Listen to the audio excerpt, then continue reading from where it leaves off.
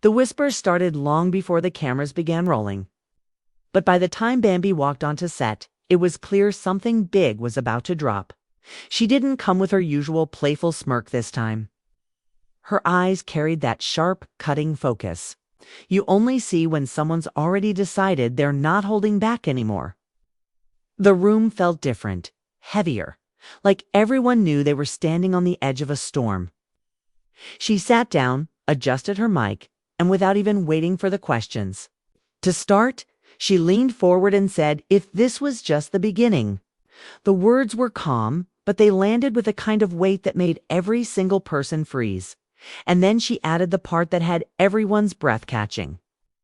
Next episode would end Kirk's career. No might, no maybe, no, we'll see. Just cold certainty. Producers glanced at each other. The crew tried to keep their hands steady on the cameras, and you could almost feel the energy shift in real time. Bambi wasn't here to stir mild drama.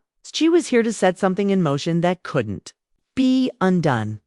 And if the look on her face was any indication, Charlie knew exactly how it was going to play out. The studio wasn't silent, but the energy felt uneven. Camera operators moved with the usual careful precision. Lights hummed above. Producers whispered into headsets. Yet there was something in the air that made everyone a little stiffer than usual. It's a kind of vibe you can't point at directly, but you feel it crawling over your skin. Mendes sat with his arms crossed, half listening to Jock talk about some after-party, though his eyes kept drifting toward the door. Spice was mid-con conversation with Yandi.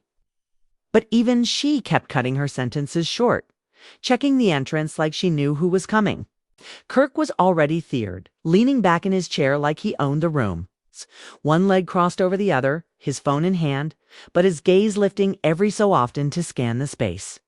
And then it happened 3 distinct clicks of heels, steady, unhurried, echoing against the polished floor. Heads turned almost in unison. Bambi appeared in the doorway, dressed in a fitted, deep-toned jumpsuit that caught the light with every step. Her hair was sleek, pulled back to reveal the sharp set of her jaw. And her expression was unreadable, which somehow made it more dangerous. The conversations around the table thinned out until only faint background murmurs remained. Even the crew seemed to lean in slightly without meaning to. Bamba didn't rush. She moved through the room like someone who'd already decided the outcome of the day and was just here to make it official. As she reached her chair, she didn't sit right. Away. She placed her phone on the table, adjusted the mic clip, too. Her neckline smoothed her outfit and let the silence settle. Spice leaned forward slightly, one eyebrow raised. Jock glanced at Kirk with the smallest smirk, like he could already sense this was about to get ugly. Finally, Bambi sat. She rested. Her hands flat on the table, took one slow breath, and spoke. "This is just the beginning." The words weren't loud, but they cut through the air. Kirk's head tilted a fraction, his eyes narrowing. Yandi stopped mid-text and looked up, phone still in hand. Spice blinked once, like she needed to confirm she'd heard it right. Bambi didn't pause for long before adding, "Next episode will end." Kirk's career, the reaction wasn't immediate shouting or chaos. It was sharper than that. The quiet that followed was almost physical, like the sound had been sucked out of the room. One of the camera operators glanced toward a producer for direction, but the producer just made a small keep rolling gesture. Spice let out a loiso and leaned back. "Kerr, you didn't come to play today." Bambi's gaze didn't leave Kirk. "I'm not here to play at all." Jock chuckled, though it sounded more like disbelief than humor. "Bam! That's a whole grenade you just dropped? You sure? You want to throw that on camera?" Bambi's tone didn't waver. "If it's not on camera, it doesn't matter." Kirk finally set his phone down. His voice was calm, but there was a current under it. "You better be careful with what you're starting. This isn't just gossip. This is people's lives." She tilted her head slightly.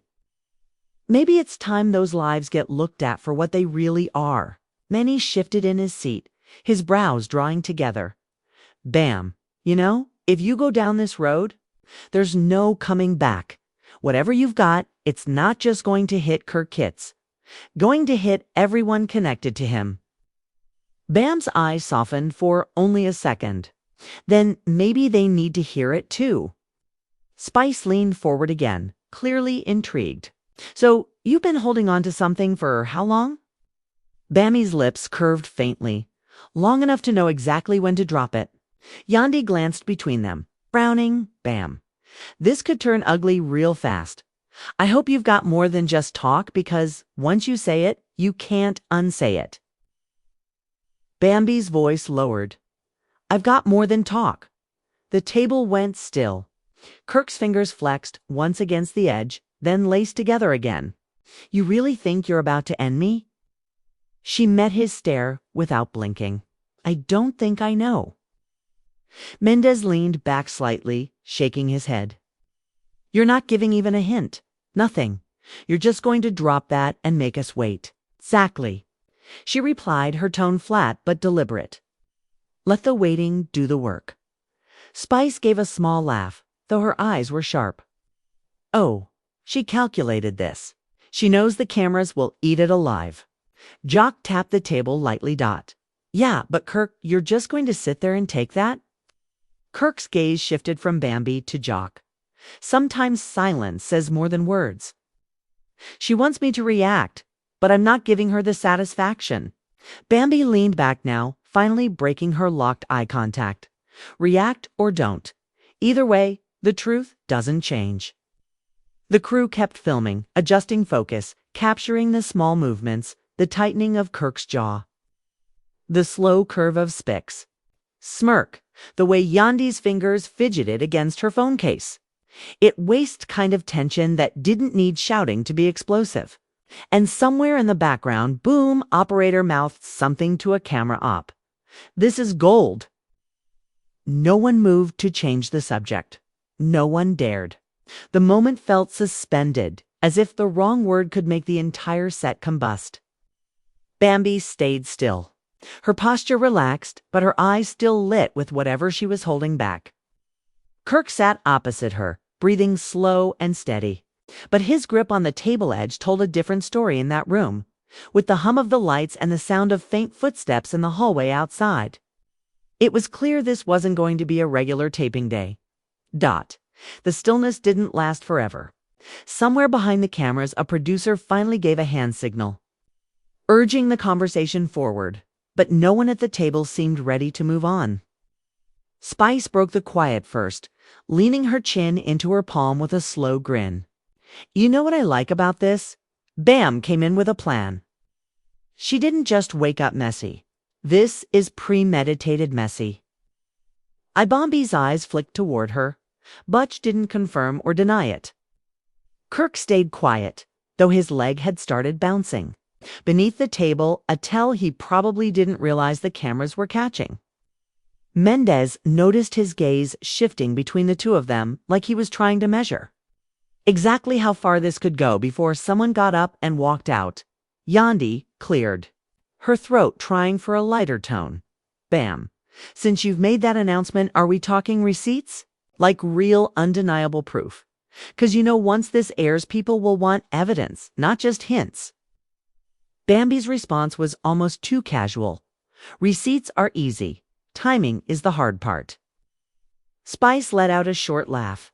That's scary because that means she's been sitting on this, just waiting to ruin somebody's day.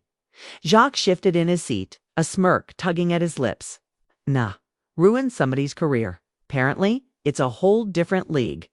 The weight of his words hung for a beat, and Kirk finally leaned forward, resting his elbows on the table. If you're going to say something, just say it. Don't act like you're doing me some kind of favor by holding back. You'll think you can end me. Then do it now. Bambi tilted her head, almost studying him. Oh, you want me to hand you time to spin it to make calls? Prep your defense. No, Kirk. You'll get it when everyone else gets it. That's the point. Mendez rubbed a hand over his. Bam. I'm telling you, this is the kind of thing that spirals. Once it's out there, you can't control how it's told. People will twist it, add to it. They already do that, she said flatly. At least this time, the core of it will be mine. Spice leaned in, lowering her voice like the mics wouldn't pick it up. Is this about money, cheating, or something worse? Bambi's eyes flickered, and for a second, Kirk's jaw tightened again. She didn't answer directly, but the shift in his body language was enough to make Spice sit back with a knowing look. Jock raised his brows, clearly enjoying the show. Oh, HC, that's the thing about silence. It says too much. Yandy tried it again, her tone sharper now. Bam, don't play games if this is serious. You're talking about potentially destroying someone's livelihood. If you're bluffing, it's going to blow back on you. Bambi turned to her, calm but pointed. Does this look like a bluff? And DC's exhaled heavily. This is messy even for us. Kirk leaned back again, forcing a small laugh. Do you know what's funny? The only time people talk about ending my career is when they want attention for themselves.